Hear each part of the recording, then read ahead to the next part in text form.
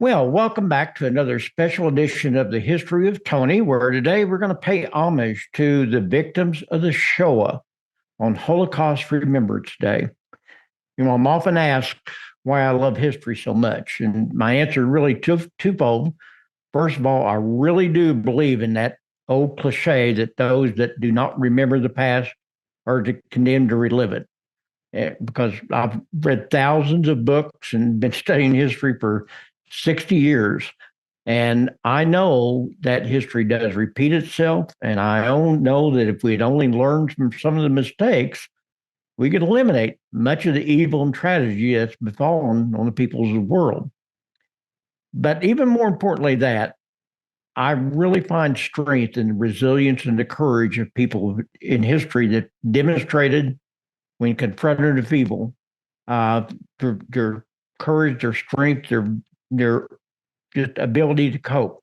History's full of those examples of sacrifice so much, but nevertheless triumphed over evildoers by the strength of character. And I don't know of any event in modern history that demonstrates these two dictates more than the Jewish Holocaust. Now, I want to be clear up front. I am not Jewish. I don't have any Jewish ancestry. So I don't know that I can ever fully understand the depths of despair, the loss of humanity that the Jewish people suffered under the Nazi regime. So it's with the utmost reverence and a belief that knowledge will perhaps keep the evil of the Shoah from ever happening again that I undertake this brief history of the Holocaust. Now, I do want to warn you, there are some images and description of events that might be upsetting to some people. So be prepared for that. So, first of all, what was the Holocaust? Well, the Holocaust in Greek means sacrifice by fire. Jewish people actually use the word Shoah. It's a Hebrew word which signifies utter destruction. And it specifically refers to the killing of about 6 million Jews in Europe by Nazi Germany and its collaborators during the Second World War. Now, history is full of persecution of the Jewish people in Europe, from the Roman Empire until the present time. But our story actually is going to begin with the rise of the Nazi regime in Germany after their defeat in First World War. In the aftermath of that war, the German people were looking for any kind of scapegoat. They wanted someone to blame for the defeat, for the terrible economic, political repercussions that they were suffering. That gave rise to Adolf Hitler, who offered the German people what in his mind was the perfect sacrificial lamb, if you will, the Jewish people. Hitler and his small group of followers began a march to power based on the belief that it was a cabal of Jews and communists who had betrayed Germany and caused their defeat. And inherent in that message that he gave them was the belief that the Jewish people were an inferior race of people, as he called it. And that in order for Germany to purify itself, they had to rid themselves of the Jewish people. It's unfortunate that that message resonated so overwhelmingly with so many in Germany. And by 1933, Hitler and his henchmen had gained control of the German government and began their quest to rid the Third Reich of the Jewish people. Here's something that Adolf Hitler wrote in his memoirs, his book, outlining what he was going to do. It's called My Struggle, Mein Kampf. Here, the Jew stops at nothing, and in his vileness, he becomes so gigantic that no one need be surprised if among our people the personification of the devil as a symbol of all evil assumes the living shape of the Jew. So he left no doubt in his mind who was responsible for the German defeat in World War I and who he had to rid himself of if Germany was going to become supreme again. So how did this all take place? Well, as I've said, January 30th, 1933, Hitler was appointed Chancellor of Germany. And he began a systematic march towards ridding his country of the Jewish people. By April, he announced a boycott of all Jewish shops and businesses. and the Reichstag passed a law barring Jews from holding civil service, university, and state positions. The next month, public burning of books written by Jews was allowed. In 1935, Jews were no longer considered Jewish citizens, and by 1936, Jewish doctors were barred from practicing medicine in German institutions. And by 1938, Jews had to register all their property that they held inside the Reich. And on top of that, 17,000 Polish Jews were expelled. That's when the Nazi followers really began their reign of terror in 1938. November 1938, massive violence broke out against the Jews in Germany, Austria, and the Sudetenland in what is now known as Kristallnacht, the night of broken glass. 200 synagogues were destroyed, 7,500 Jewish shops were destroyed, 30,000 Jewish males were sent to the forced labor camps of Dachau and Birkenwald. That same month, a decree forcing all Jews to transfer businesses to Aryans was announced, and all Jewish peoples were expelled from German schools. January 30th, 1939, a couple months later, Hitler announced in a speech given before the Reichstag that if war erupts, it will mean extermination of European Jews. And it was in September that same year, Germany invaded Poland and World War II started. And with it began the Nazi systematic effort to totally exterminate the Jewish population of Europe. Ruth Sarah Jacks was a young schoolgirl on Kristallnacht, and she later on wrote her memoirs, and this is how she described the event.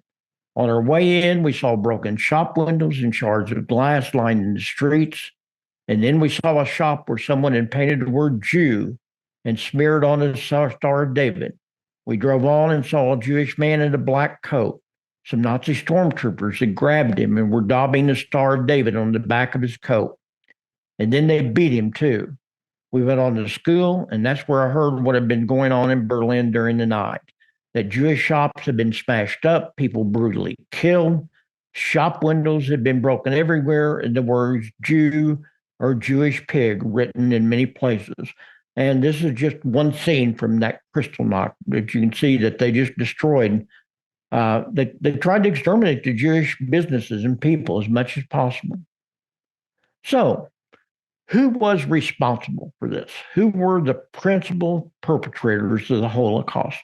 Well, there's actually too numerous to mention, but we're going to target 6 because I think we can kind of say that these were 6 of the most important perpetrators of the Holocaust.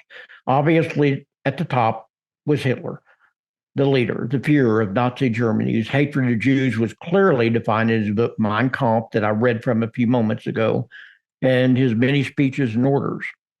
Right under him was Hermann Göring, who was technically the head of the German Air Force, the Luftwaffe, but he was kind of the acknowledged successor to Hitler. He was the Nazi official who ordered Reinhard Heydrich, who we'll see in a minute, to organize and coordinate the final solution to the Jewish question. You know, the Germans would often talk in euphemisms instead of just coming out and saying what they meant. Heinrich Himmler was head of the SS, this paratrooper, this paramilitary group that was so large and important in the Nazi Germany. He was the general overseer of the genocidal programs administration of the death camps. He was kind of the man that was over the umbrella of the death camps. He ordered Heydrich, who was the head of the Gestapo, to come up with the final solution and organize the death camps. And then he put in charge of the actual implementation of the program a man by the name of Adolf Eichmann, one of the major organizers of the Holocaust, and he was kind of tasked with managing the mass deportations of millions of Jews to the death camps. And finally, the Minister of Foreign Affairs, who was kind of responsible for directing all the Axis partners of Germany, principally, Italy, to basically deport Jews in their countries to the Nazi death camps. Of course, there were many, many more directly and indirectly involved. Some people have estimated there was up to a fifth to a quarter of a million Nazis were implicated in the final solution. And that's not counting the people that just stood by and watched it happen. So this is Hitler, this is Goring, Himmler, Heydrich, Adolf Eichmann, and von Ribbentrop. These are the six primary perpetrators, although there were many, many more. Listen to what Himmler said. This is what he wrote while they were coming up with the final solution. I did not consider myself justified in exterminating the men and then allowing their children to grow up to wreak vengeance on our children and grandchildren. The difficult decision had to be taken to make these people disappear from the face of the earth. It's perfectly clear. It's part of our plans. We're eliminating the Jews, exterminating them. He just came out and said it. That's exactly what he intended on doing. So let's start the process. So they have basically started their final solution. The first step was establishing ghettos in many of the large cities, not just in Germany, but in Poland and all the other areas that the Nazis grew to basically have power over.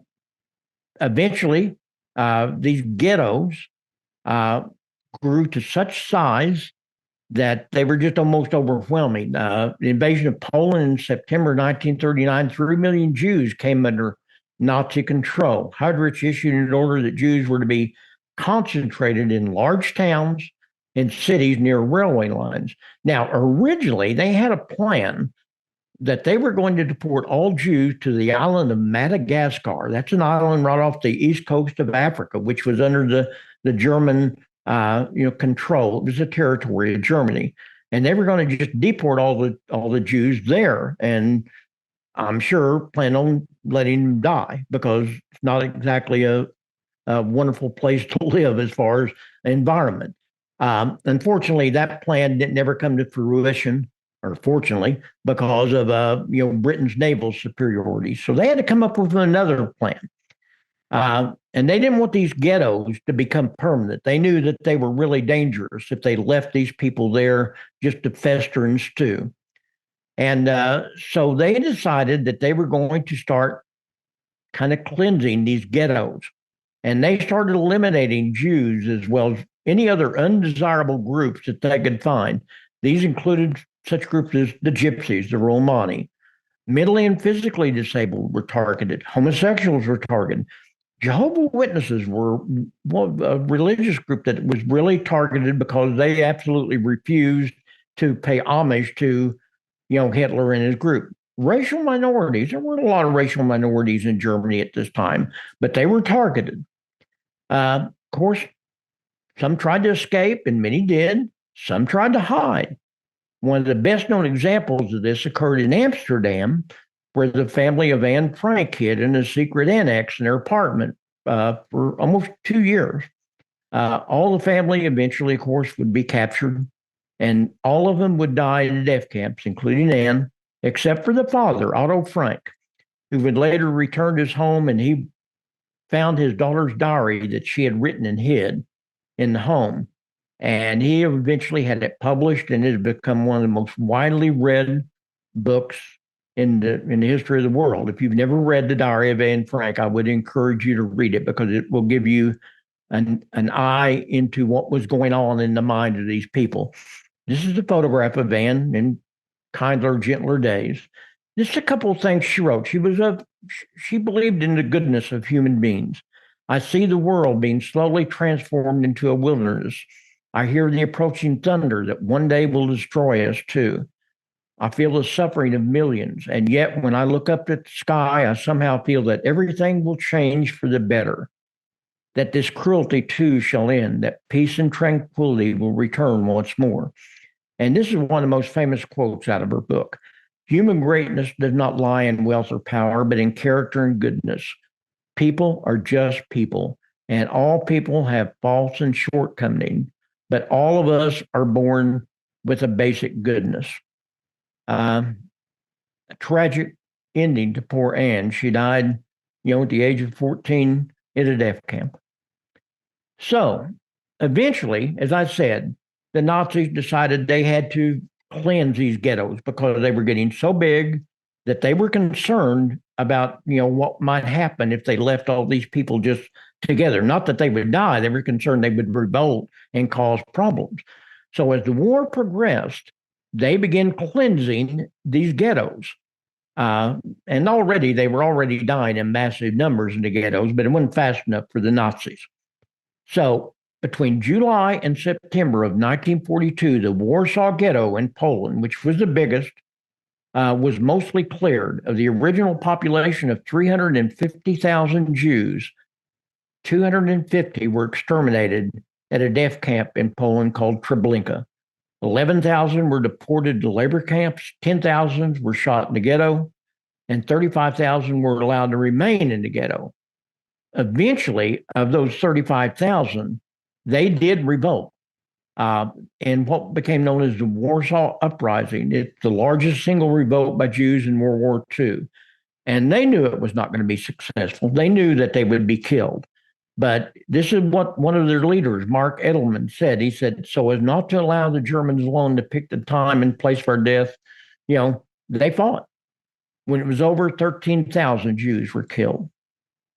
In addition, tens of thousands of Jews were deported from ghettos in the other areas to death camps. Over 300,000 Jews were rounded up in Belarus and shot. Another 100,000 Jews were deported from Belgium, France, and the Netherlands and sent to the death camps. The independent state of Croatia killed most of their Jewish population. Romania and Hungary were the last to deport their Jewish populations. As a result, more of them actually survived than some of the other areas that were under German control. This is what Saul Lieber wrote about the cleansing of the Warsaw Ghetto. He was a survivor of that. All Jewish ghettos were inhumane, but the Warsaw Ghetto was probably particularly heinous. Beginning in the fall of 1940, German occupiers had crammed hundreds of thousands of Jews into a mile-by-mile space. The streets were littered with the corpses of people who starved to death or were murdered by German gunfire. Germans sent Jews on trains to the ghetto, from the ghetto by the thousands to the Treblinka death camp.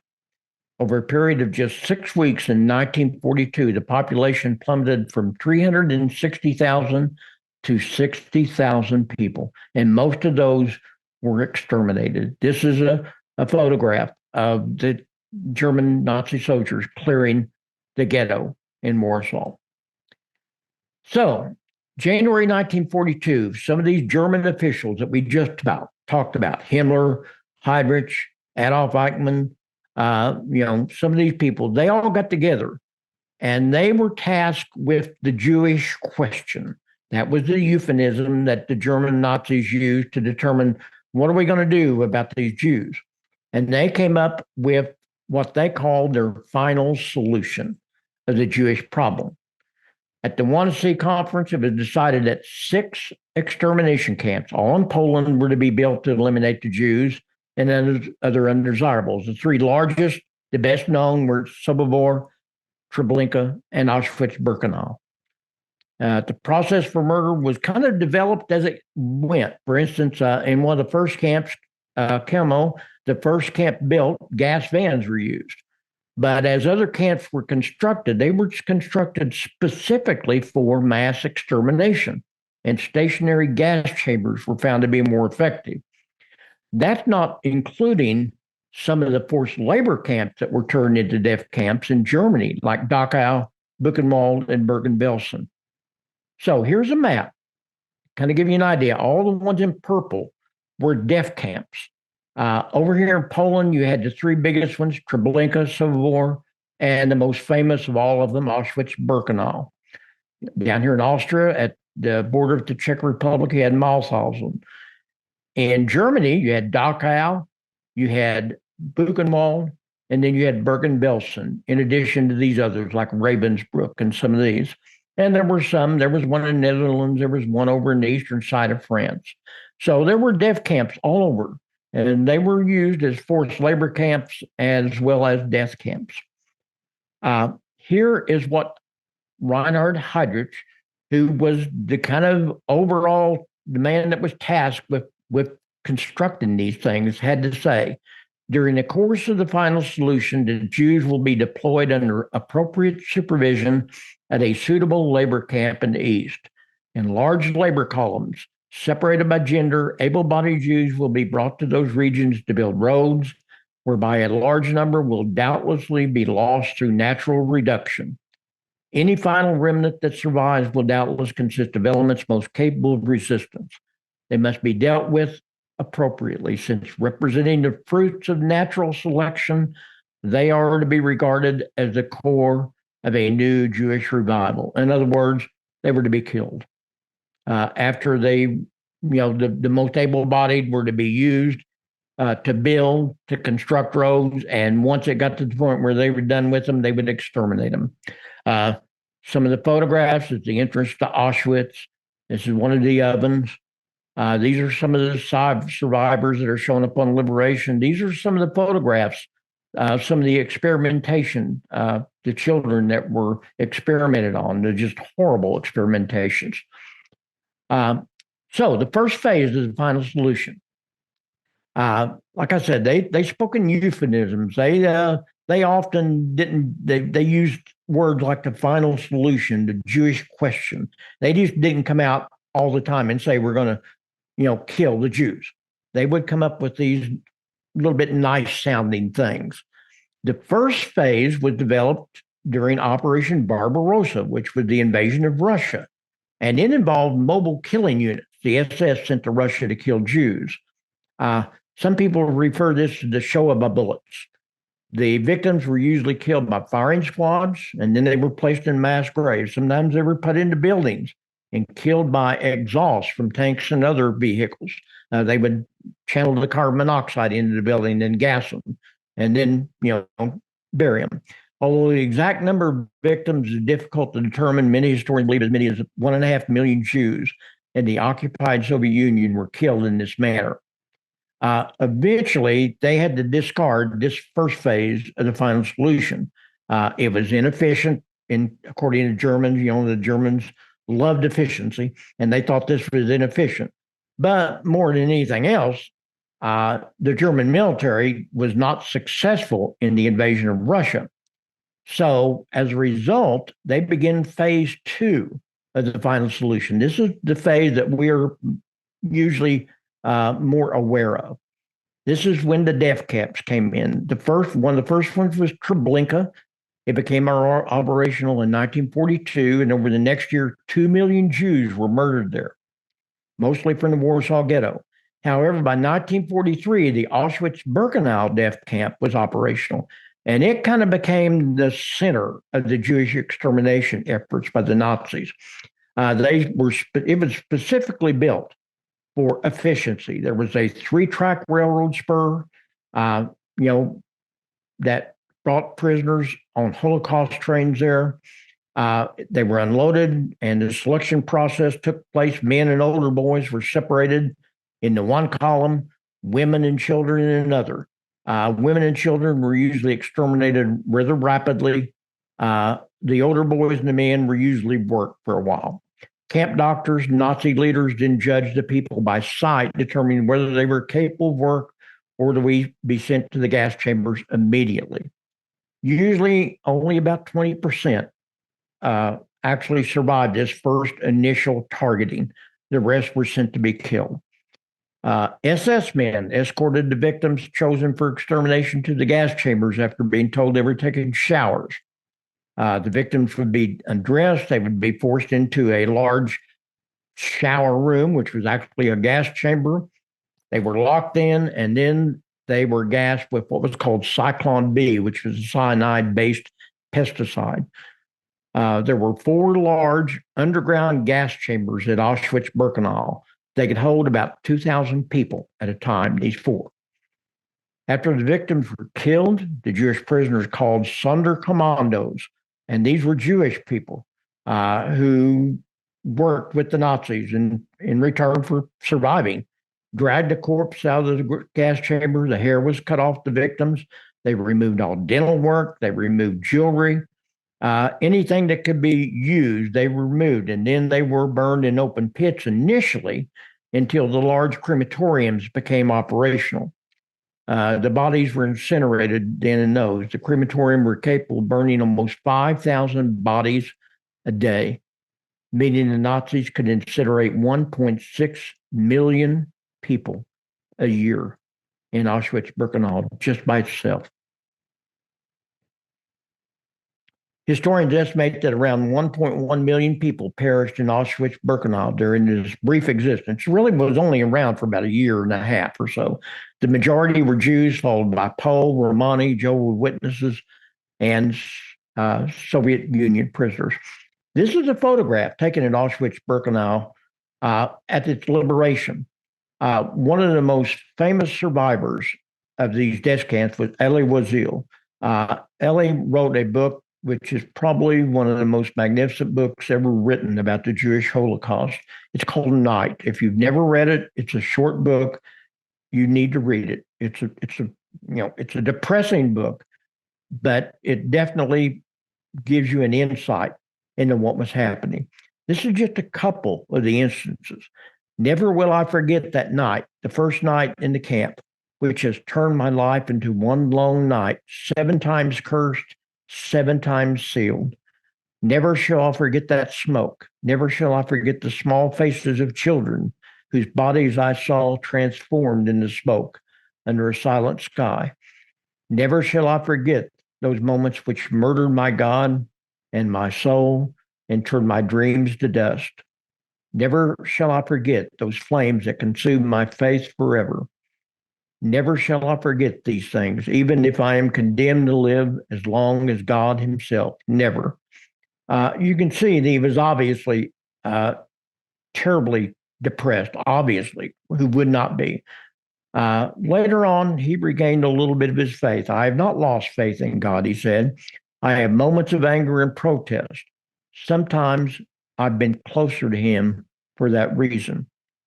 By the way, if you look at this photograph, you'll notice that I've got one of the people circled in red. That is Elie Wiesel. He was actually photographed at the liberation of the death camp.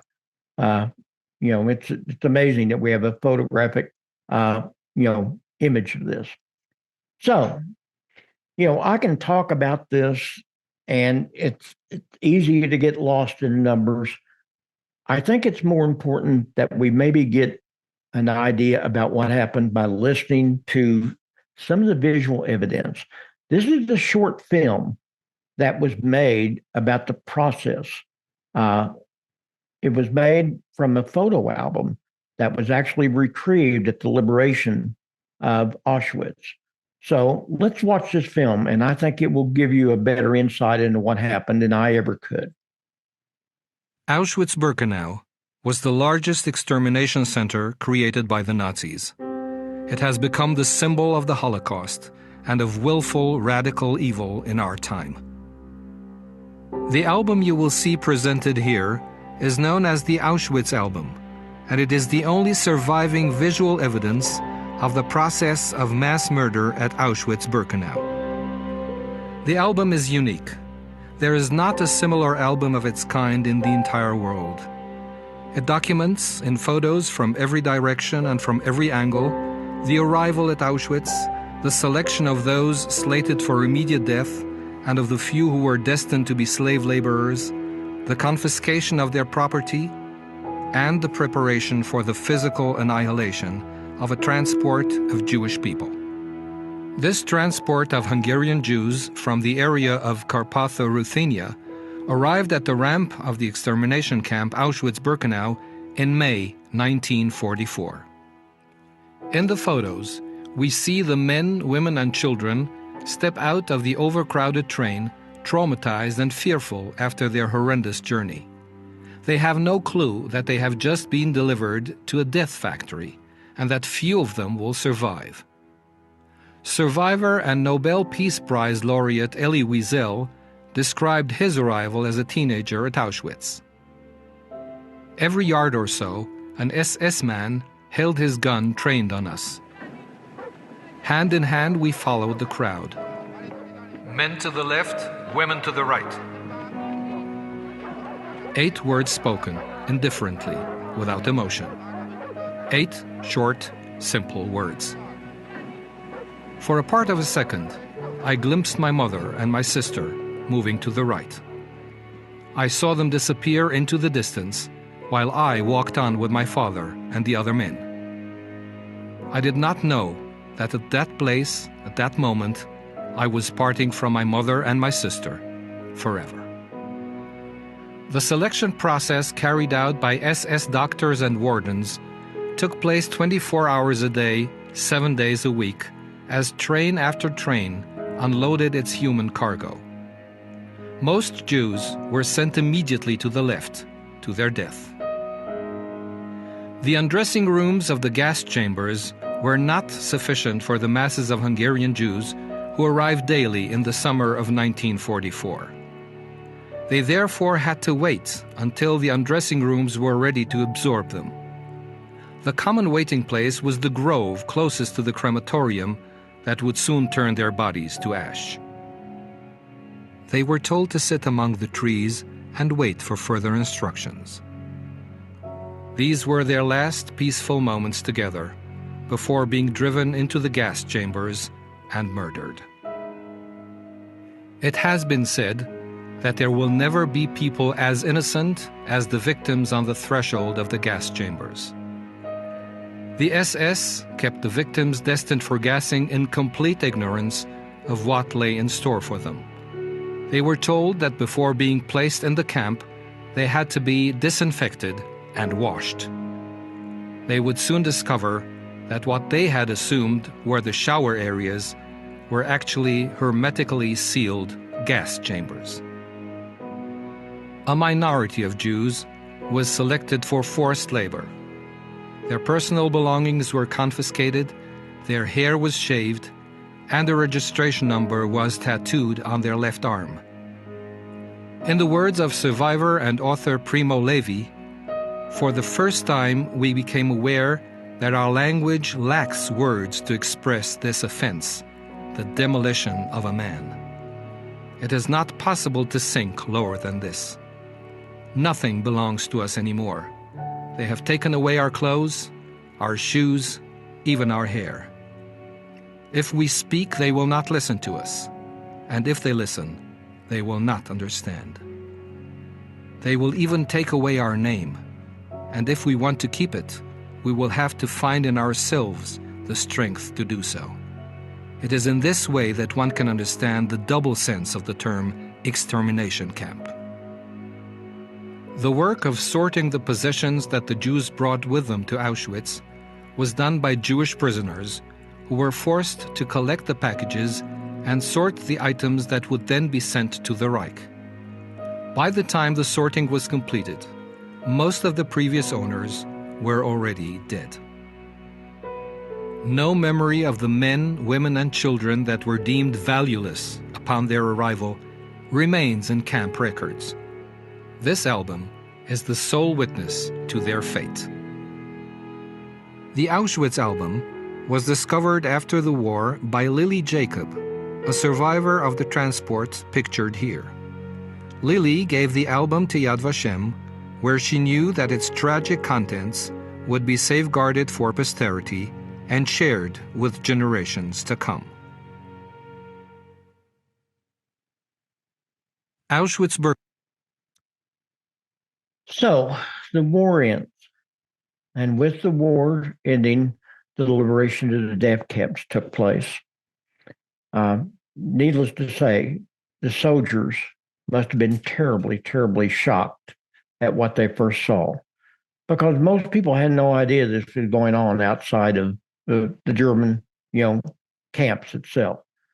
The Soviets were the first to discover a death camp in 1944 in Poland, and before long, they liberated camps at Sobibor and Treblinka, and in January, they discovered the unspeakable horrors at Auschwitz-Birkenau. And while the Nazi guards had force-marched many of the prisoners towards Germany, over 6,000 remained at the camp. The Soviets also discovered hundreds of thousands of men's suits, 800,000 women's outfits, 14,000 pounds of human hair, 88 pounds of eyeglasses, hundreds of prosthetic limbs, and 44,000 pairs of shoes. Meanwhile, the Americans and the British armies advancing from the west discovered the camps at Dachau, Bergen-Belsen, and Buchenwald, among others. Here they discovered thousands of unburied bodies, evidence of medical experiments, thousands of emaciated, starving prisoners, many of which died in spite of life-giving measures. Many of the Allied generals, such as General Patton, forced German residents of nearby towns to not only view the ghastly deeds of the Nazis, but help bury the thousands of dead left behind. Here's some photographs. This is Joseph Mengele. He was the doctor, the angel of death, as he was called, who did so many of those horrific experiments on the Jewish people. He chose twins and just they were just horrific experiments. If you've ever read about any of them, these are the faces of some of the children and that were liberated, and we can only imagine the joy that they must have felt in their heart. This is a photograph of General Patton. He had rounded up some of the German citizens in the surrounding towns and forced them to come to one of the death camps to view, what can only be just ghastly horrors, and forced them to ultimately bury some of these victims. Over here are some of the quotes by some of the people that witnessed this. This is a quote from General Eisenhower. I have never felt able to describe my emotional reactions when I first came face to face with indisputable evidence of Nazi brutality and ruthless disregard of every shred of decency. Patton's aide-de-camp, James Codman, wrote his memoirs, and in it he described Patton's viewing of these horrors at the first camp. The general officers present were all men who had seen much of life in the raw, yet never on any human faces have I witnessed such horror and disgust. At one point, General Patton frankly disappeared behind a corner of a building and was violently ill to his stomach. And this is one of the survivors that was liberated. It has been 75 years since I was liberated from Dachau concentration camp by the American heroes. We were barely alive. We dragged ourselves crawling on our hands and knees to kiss the feet of the American GIs who looked like gods to us survivors. So, what happened to these people that were responsible for this Shoah, for this Holocaust? Well, by mid-1945, the Allies had pretty well defeated Nazi Germany, and they turned their attention towards seeking justice for the victims of that regime. Between November of 1945, October 1946, an international military tribunal tried 21 of the most important surviving Nazi leaders, charging them with waging aggressive war crimes, crimes against humanity, and systematic murder of millions. Most people say that this is kind of the beginning of international criminal law as we know it today. This was just the biggest of the trials. There were other trials. There were 12 others that were held primarily focusing on those who actually operated the death camps, guards, etc. The big trial, the one that we call the Nuremberg trial, was conducted by the U.S., Britain, France, and the Soviet Union, with each country having a team of prosecutors to present their individual cases.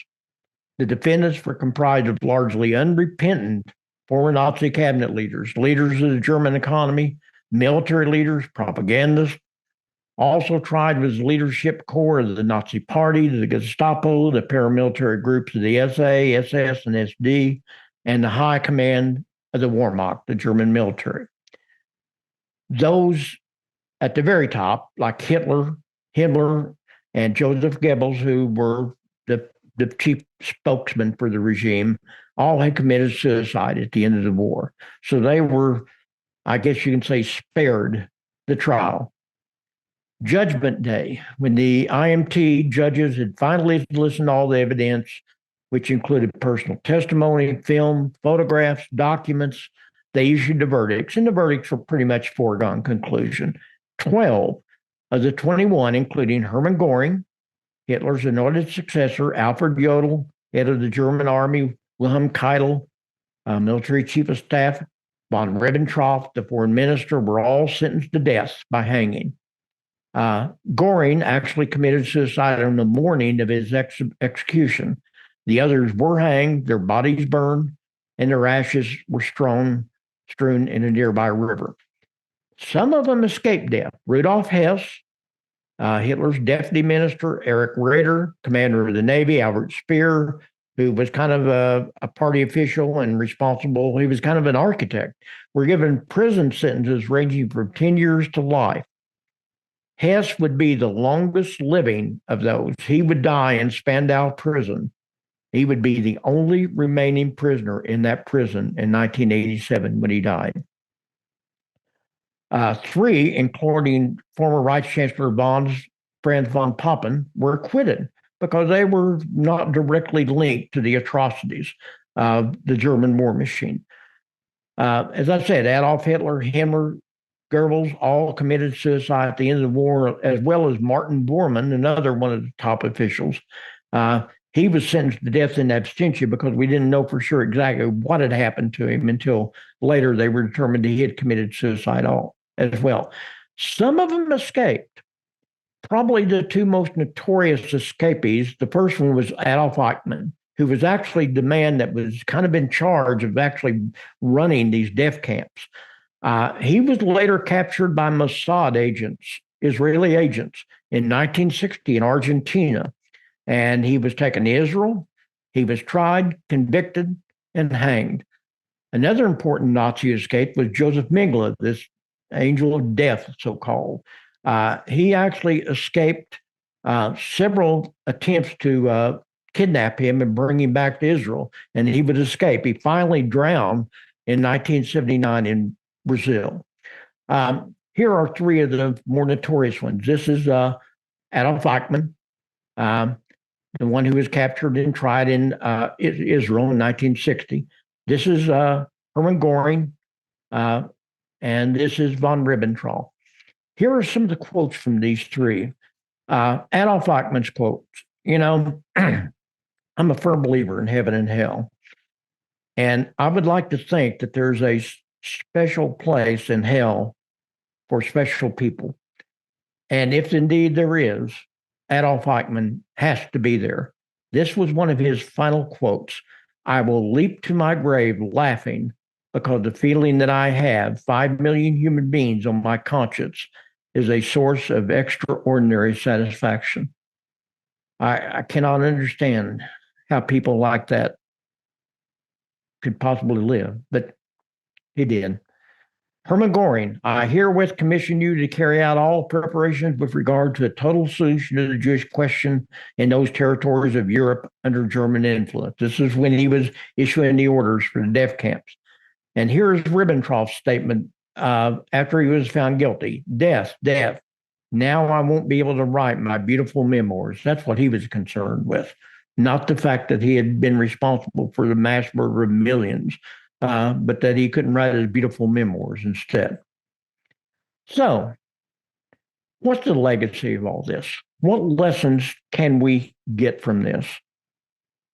As I said, this event has to help us understand the mistakes. We have to. There has to be something come out of this.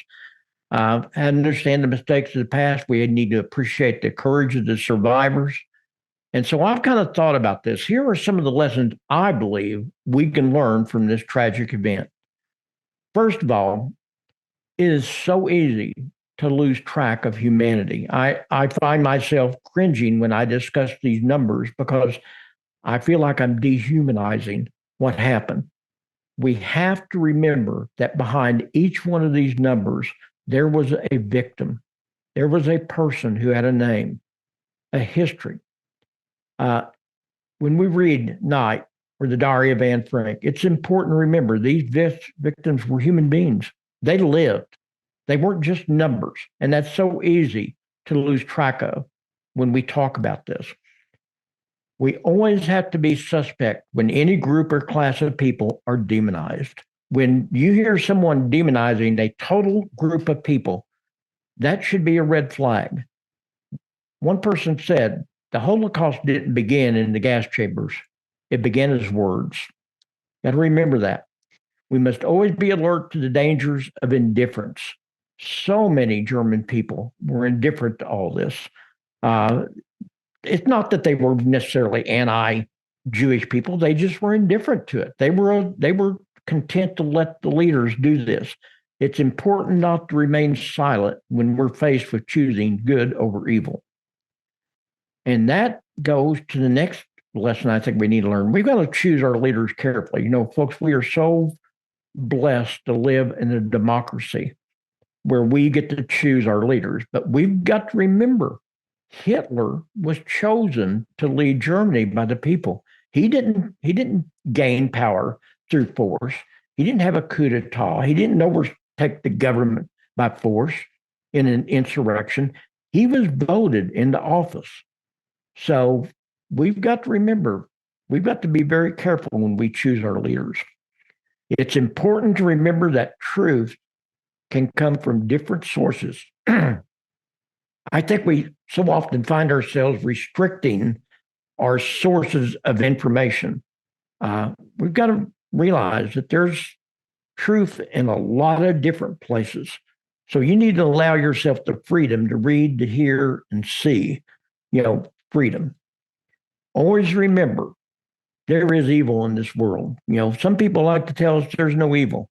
There is evil in this world, and we must be ready for it. But you know what? None of these lessons, I can't express these lessons any better than some of the survivors. So here's a short film to conclude this by a couple of the survivors, Miriam Ziegler and John Friend. And let's just listen to what they have to say about the Holocaust.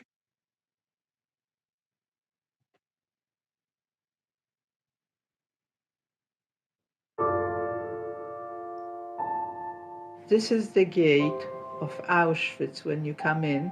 It says Arbeit macht dich frei in German, which means works makes you free.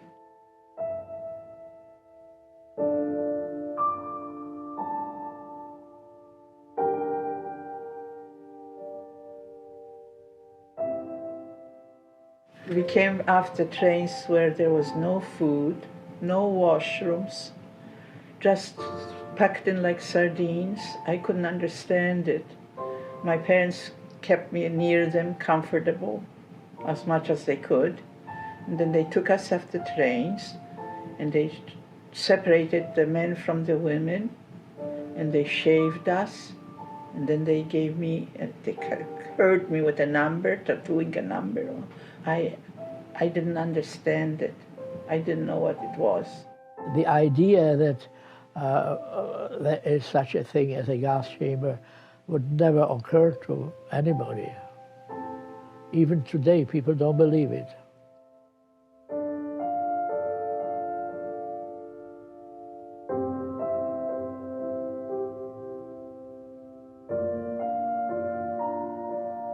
We had to undress, and we were under showers. Cold showers lasted maybe 30 seconds. And then we were tattooed. I still have a number, tattooed number. They took us into the shower, my mother, my aunt, and me. And by that time, my mother knew already, and my aunt, that usually when they take you to the shower, they gas you, like they take you to the gas chambers. But this time they opened the door, and they let us out, and they separated me from my mother and my aunt, and they took me to Birkenau. In Birkenau, then they put us into the barracks, and of course they did it very quickly. You have to go first, and if you didn't, it would be somebody with a dog or with a leash, and they would beat you.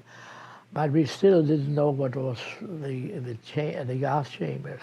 I thought these were bakeries because to supply, the huge chimneys and a lot of smoke coming out. There was a fellow that I knew from Tennessee, and we were walking, and he asked me, "What are those chimneys there?" I said, that's where they kill, they burn the people that they kill. And he said, I can't believe it. He couldn't believe it. They put me into a barrack with children, and thank God I recognized a couple of boys, and they were a little bit older, and they explained me, they helped me a little bit, told me, advised me what to do and what not to do. And I think I was just plain lucky. I had, whenever they made roll calls, thank God they didn't take me out. And the few times that they did take me out, thank God I came back. Because most of the children, when they took them out for the experiments, they never brought them back.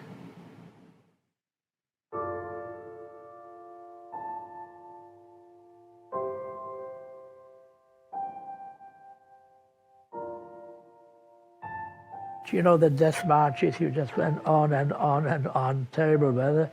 And my brother fell. He was after illness. And my father stayed back to try to get him up to keep going. And the assessors said, get going. And they could not, so they're both shot dead. My mother was 2 weeks, so she was not, so she went to the gas chamber.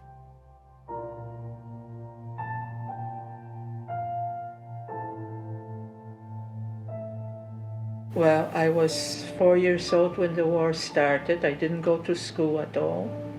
I never played with any children. I was mostly with adults or working or being hidden.